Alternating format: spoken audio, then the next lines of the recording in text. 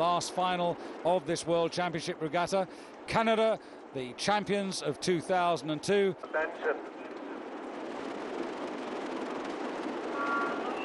Well, it's always a great sight, the final event of the regatta, the eights here, 6 eights, all at top speed. It's a sprint from start to finish. They're all up around 40 and they don't let up. It's all the way through for the 5 1/4 minutes.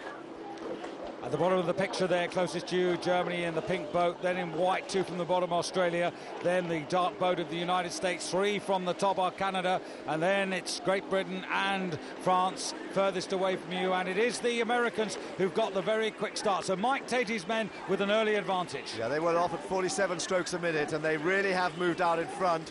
It's a great start for them, looking good, blades well parallel there. Bit of a popple on the water, bit of a bounce, but they are moving, they are shifting. Yeah, they've done a bit of changing around in the American boat throughout the regatta week here, but it is Jonathan Watling who's the man who's in the stroke seat today for the American 8. And they've also got the very experienced Peter Cipollone, the coxswain there, a man who tasted victory in 97, 98 and 99 with the Americans when they were so dominant and then disappointed so much at Sydney. Here come Canada. Canada have made a move really early on. Already there, they've started to move just ahead of the United States. Just moved up with that distinctive lie back. Look at the bowman there, really lying back in the finish there. And into this wind, into this difficult headwind, that's exactly what they want to do. Because they want to keep those blades in the water for as long as they can and really drive their bows into this headwind, stay buried, and then out quick and on to the next stroke. They are doing the right thing here, and it's working for them.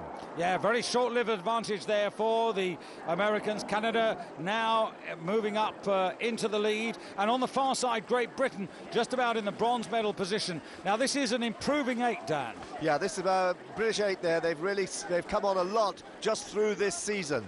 They were 6th last year. They've made a couple of changes, brought Ed Code, who was injured, into the 8 here. He's sitting now at 5 in this British 8, and he's brought real strength to the boat, give them a little bit of stability, and they have been improving right through this last couple of months. And they're showing that now. They're looking very fine there. Olympic champions in Sydney, a completely different lineup. Young men here, young guys, and they are here looking very serious now, putting pressure on the United States. Yeah, it's good to see Ed Code with all his injuries behind him. Of course, he was a world champion in his own right in the 4 in 1991 and again in 2001. But Canada facing you there, Jeff Powell in the stroke seat, Adam Creek just behind, then Andrew Hoskins, and it's Brian Price, the coxswain, with his back to you there, as it was 12 months ago. And the Canadians now, look how they've opened this up, Dan. That's almost 3/4 of a length. Halfway, 3/4 of a length,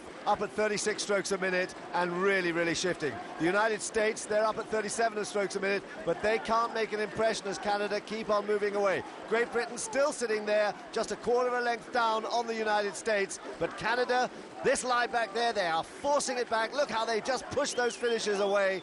They are staying there, 3/4 of a length up and looking strong. Yeah, we haven't seen much of the British crew, but worth a comment, I think, about young Tom James in the stroke seat, a man of much promise. Yeah, he's 18 years old. He was in the Cambridge boat that raced in the boat race. Sitting behind him is Robin Bourne-Taylor, who was in the Oxford boat. There was only 1 foot separating those two boat race crews 3 months ago. Now here they are, partners in this extraordinary effort here by Great Britain, sitting in the stern pair. There they are, moving up there. They're still only a couple of feet down on the United States, and it's this great combination in the stern of this British 8 that seems to be locking it together. It's a very strong boat, and they are really feeling their strength now as they sit there, these 3 crews, all beginning to move back a little bit on Canada. And there is Tom James. You just saw him momentarily there. And once again, we've got a pincer situation. We've got Canada having to keep an eye on the British to their right and on the Americans to their left. Well, it's 37 strokes a minute to the British crew, and they are moving up all the time there. It's a demand. Biff Simmons sitting at 6 in that boat. He's really improved in the last couple of years, and he is sitting there anchoring the boat at 6. But it's Canada as they go into the last 500 metres, 3/4 of a length ahead, and it's Great Britain and the United States dead level, almost a length clear there of lane 6, France. And I just wonder, Dan, again, whether the Australians and Germans are being hampered by the conditions, because they're rather a long way off the pace for the form we know they can produce. Well, Germany have been pretty dominant on the European scene for the last couple of years. They were second last year. You wouldn't expect them to be languishing 8-9 seconds behind these leading crews. So certainly it's having an effect. But these two are in the middle of the race. Canada and the United States, they're in the middle of the course. So certainly they're pretty evenly matched, and that's a fine performance from Canada in the last 200 metres of this race. Yeah, very interesting. The Canadians not getting away as they did last year in Seville. The Americans now really mounting a challenge as we come to the absolute business end of the race there. Brian Price